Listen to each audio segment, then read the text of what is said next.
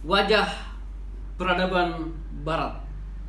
Selama ini kita sering mendengar orang-orang Barat yang mengkaji tentang Timur atau ketimuran yang kita kenal dengan orientalis, atau orang Barat yang mengkaji tentang ketimuran atau budaya-budaya, agama, politik, dan apapun itu di negara-negara yang ada di timur.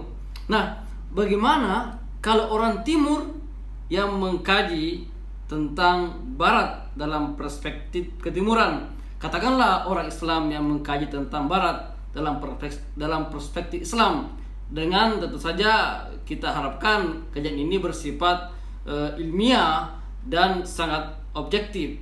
Inilah dimaksud dengan oksidentalisme. Nah, buku Wajah Peradaban Barat ini karya Dr. Adian Husaini adalah menjadi bagian yang sangat penting dalam mengetahui ilmu oksidentalisme.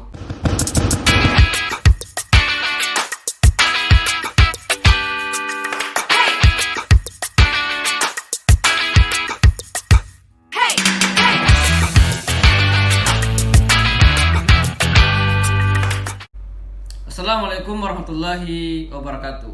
Kali ini kita akan mereview buku yang sangat berpengaruh di Indonesia. Buku ini pernah ditetapkan oleh IDF sebagai buku ilmiah yang paling berpengaruh, ya. Judulnya Wajah Peradaban Barat, dari hegemoni Kristen ke dominasi sekular liberal, karya Dr. Adian Husaini. Adian Husaini ini merupakan alumni daripada International Islamic Thought and Civilization dan sekaligus murid Syekh Muhammad Naqib Al-Attas dan juga pendiri INSIS. Nah, buku ini saya lihat sangat-sangat luar biasa, kajiannya mendalam, sangat ilmiah terkait dengan sejarah Barat, bagaimana cara pandang Barat dan semisalnya. Kalau dipetakan, ini buku karya oksidentalisme yang sangat-sangat bagus, ya, dan sangat mendapatkan posisi di mata para pembaca, khususnya yang mengkaji tentang Barat dalam perspektif agama Islam.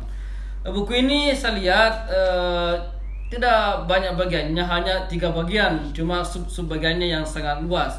Misalnya bagian pertama mengkaji tentang dari kebingungan menuju kematian. Ada kebingungan liberalisme, mengapa Barat menjadi sekuler liberal, ya. Liberal ini kan bagian daripada sekuler sebenarnya, yaitu menggeser peran agama dalam ruang publik. Artinya agama itu pada prinsipnya adalah urusan masing-masing. Nah, ini sangat keliru dan konyol, karena agama dan negara, agama dan politik adalah satu bagian yang tidak bisa dipisahkan. Nah, ini disebut di sini Barat ini membunuh agama, ya, membunuh agama dengan mereduksi daripada ruang publik. Ini yang sangat berbahaya dan telah difatwakan oleh MUI sebagai salah satu aliran yang sesat, yaitu sekular, liberal, dan pluralisme, ya, atau sekularisme, liberalisme, dan pluralisme. Bagian kedua ada cara memandang Islam, ya, termasuk di sini ada pembahasan tentang the clash of civilization, antara fakta dan skenario politik, ya. Termasuk di sini juga beberapa yang harus dipahami terkait dengan bagaimana Barat sesungguhnya memaknai kata-kata terorisme, ya. Jadi ini juga jadi pembahasan yang sangat komprehensif dalam buku ini pada judul paradoks wacana terorisme dan fundamentalisme. Ternyata memang dalam memandang teroris itu sangat jelas apa kata Amerika. Saya bacakan ini. Sebagai bangsa di semua kawasan kini harus memutuskan, apakah Anda bersama kami atau Anda bersama teroris. Sejak hari ini, bangsa manapun yang masih menumpang atau mendukung terorisme akan diperlakukan oleh Amerika Serikat sebagai rezim musuh. Artinya, siapapun yang tidak setuju dengan pendapat Amerika, maka itulah teroris. Jadi, kalau tidak mau menjadi teroris berarti kita harus mendukung Amerika. Padahal tidak semua apa yang dilakukan Amerika itu adalah benar. Banyak juga yang salah dan keliru. Bisa jadi Amerika mencetak teroris baru dengan membuat kesalahan-kesalahan, memerangi orang-orang yang belum tentu ada kesalahannya. Nah, kemudian ada juga di sini pembahasan terkait dengan relasi antara Islam dan Kristen. Ada konflik ya, belajar dari kasus konflik Islam Kristen di Indonesia ya. Jadi ini mungkin masih terbawa dengan perang salib dan seterusnya. Secara histori itu antara Islam dan Kristen ini kan memang sejarah panjang yang sampai sekarang tidak berhenti untuk dikaji, karena Islam dan Kristen ini hanya keduanya agama yang agama misi. Jadi orang Kristen itu diberi tugas oleh gereja untuk menyelamatkan domba-domba tersesat sebanyak mungkin.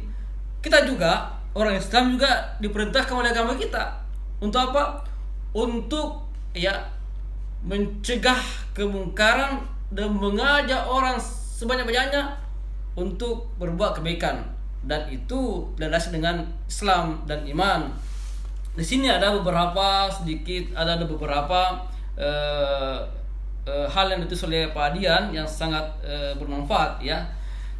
Dari uraian sejarah konflik Islam Kristen di Indonesia bisa dirumuskan beberapa faktor penyebab terjadinya konflik, yaitu 1, faktor kristenisasi. Artinya orang Kristen yang begitu getol melakukan kristenisasi di tempat-tempat orang yang sudah beragama. Katakanlah di tempat orang beragama Islam, dia ajak orang-orang Islam untuk masuk Kristen. Nah, itu yang pertama. Yang kedua, buruknya kualitas leadership pemerintah dan aparat keamanan. Artinya faktor kepemimpinan yang tidak bagus ya. Ketiga, kepentingan politik yang memanfaatkan potensi konflik Islam Kristen. Ya, ada juga kepentingan politik yang memanfaatkan situasi yang memang runyam, dibikin panas ya, agar konflik Islam Kristen ini tetap terjadi. Nah, itu juga jadi hal-hal yang harus dibenahi. Keempat, kesenjangan ekonomi, di mana kaum minoritas Kristen, terutama etnis Cina, menguasai sebagian besar aset ekonomi, bahkan tanah air ya. Banyak sekali orang-orang Kristen yang dari etnis Cina itu yang punya tanah sampai berhektar-hektar, ribuan hektar, bahkan disebut sebagai Lord of the Land ya, tuan tanah ya. Yang kelima, faktor internasional, khususnya ketidakadilan dan dukungan Barat yang membabi buta terhadap pihak dan misi Kristen. Jadi Barat juga bermain di situ ya, mendukung misi-misi kristenisasi. Nah, apa konklusinya? Ya, yang pertama adalah bahwasanya kita selaku bangsa Indonesia dan sekaligus umat Islam ya, orang Timur, harus memahami bahwasanya Barat ini bukan hanya sebagai letak geografis. Dia adalah worldview, cara pandang, dia adalah pemikiran, dan asasnya adalah bersumber daripada ajaran Kristen. Ya. Yang kedua, tidak semua dari Barat itu jelek, buruk, dan berbahaya. Ada juga yang baik. Oleh karena itu harus dipilah, yang baik kita ambil, yang buruk kita buang.